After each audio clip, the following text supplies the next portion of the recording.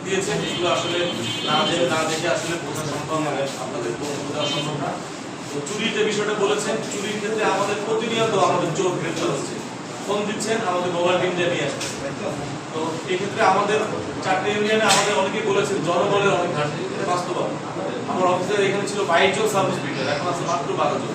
ASI ছিল প্রায় 28 জন, এখন মাত্র আছে হচ্ছে 40 জন। এই যে জনবল যখন ঘাটতি হয়, তখন আলটিমেটলি একজনের উপর যখন বোঝা হয়, তখন সে কিন্তু বোঝা বহন করতে গিয়ে আর আন্তরিকতার সাথে কাজ করতে তারা সুযোগ থাকে না, কোনো সক্ষম হয়। তো এটা একটা সমস্যা। এটা আপনাদের মাধ্যমে আমরা আমাদের উদ্যোগতর কর্তৃপক্ষে একাধিকবার বলেছি, আমাদের ক্রাইম কনফারেন্সে আমি আমার প্রিন্সিপাল মহোদয়কে বলেছি আমাদের এখানে অফিসার খুব দ্রুততম সময় দিলে আমরা ইনশাআল্লাহ আমাদের যে টহল এবং নজরদারি এবং মামলা তদন্ত থেকে শুরু করে অন্যান্য যে কার্যক্রমগুলো আছে সেগুলো আমরা আরো গতিশীল করতে পারি। আরেকটা বিষয়, গ্রেপ্তারের যে বিষয়টা, সেটা হচ্ছে আমরা কিন্তু নিয়মিত ওয়ারেন্ট মূলে গ্রেপ্তার হচ্ছে। আসলে এই ওয়ারেন্ট মূলে যেটা গ্রেপ্তার, এটা আসলে তো আমরা ওইভাবে প্রচার করার সুযোগ থাকে না, কিংবা আমরা হয়তো রাতে অনেক রাতে নিয়ে আসি, সকাল সকাল এটা চলে যায়। তো নিয়মিত যে গ্রেপ্তার, যে প্রিভেন্টিভ গ্রেপ্তারের ক্ষেত্রে আমরা কিন্তু চেষ্টা করতেছি আমাদের যে যথাযথ দায়িত্বটা পালন করা। মাদকের যে বিষয়টা, আসলে মাদকের নির্মূলের জন্য একটা মাদক দ্রব্য নিয়ন্ত্রণ কর্তৃপক্ষ আছে, অধিদপ্তর আছে, তার একজন মহাপরিচালক আছে, একটা ডিপার্টমেন্ট আছে। আমি জানি না এইখানে আমার কাছে এখনো নজরে পড়ে নাই তাদের কার্যক্রম দৃশ্যমান আছে কিনা, কিন্তু আমাদের সম্মানিত বক্তারা কিন্তু তাদের যে কার্যক্রমের যে এখতিয়ার, সে বিষয়ে কিন্তু কেউ এখানে তুলে ধরে না। হয়তো না বোঝার কারণে হইতে পারে, হয়তো বিষয়টা আপনারা হয়তো এখন হয়তো বুঝছেন, পরবর্তীতে হয়তো বুঝতে।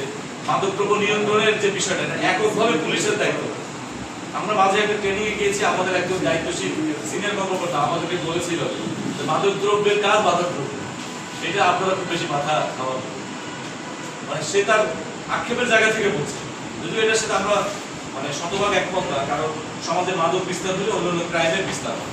কিন্তু স্যার আমাদেরকে এটা বোঝাতে চাচ্ছে যে মাদক দ্রব্য নিয়ন্ত্রণের জন্য একটা স্পেসিফিক সরকারের একটা অধিদপ্তর আছে, ডিপার্টমেন্ট আছে, সেই ডিপার্টমেন্টের একজন মহাপরিচালক আছে।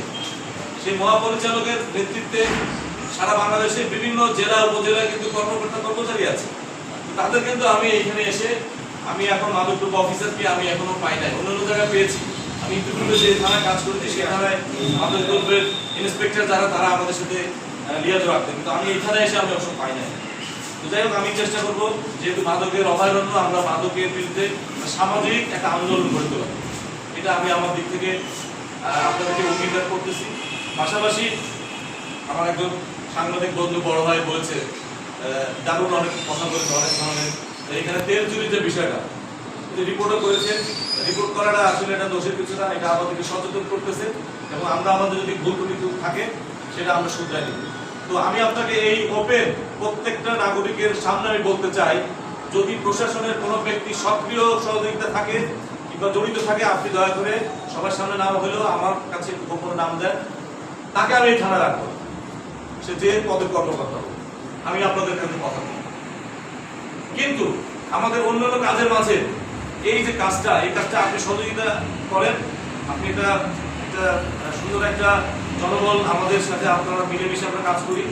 আমরা এই তেল চুরি বিষয়ে আমি বন্ধ করে দেওয়ার জন্য আমি ওনাকে বলেছিলাম যে একটা দোকান সম্পূর্ণরূপে বন্ধ করতে গেলে কিংবা উচ্ছেদ করতে গেলে এটা পিওনো মহোদয়ের একটা ইয়ে লাগে, মোবাইল কোড লাগে। আপনি একটু পিওনো মহোদয়কে বলেন, যদি একটা ম্যাজিস্ট্রেট দেয় একদিনে, আমি আমাদের সামর্থ্যের মধ্যে সবগুলো দোকান যদি বন্ধ করা সম্ভব হয়, সবগুলো দোকান বন্ধ করবো। আমি ওসি হিসেবে কথা বলছি, তবে এটা সম্মিলিত কাজ। সেখানে যদি আমরা এককভাবে করতে যাই, অনেক ধরনের অসুবিধা আছে, এখতিয়ারের ব্যাপার আছে। হ্যাঁ, উচ্ছেদটা হচ্ছে এটা এক্সিকিউটিভ ম্যাজিস্ট্রেটের কাজ। তো আমি আপনাকে এই সবার মাধ্যমে অনুরোধ জানাবো, আপনি আমাদের ওকে ফাইন, আমরা শুধু চেষ্টা করবো। আমার কোনো সদস্য যদি এটার সাথে জড়িত থাকে,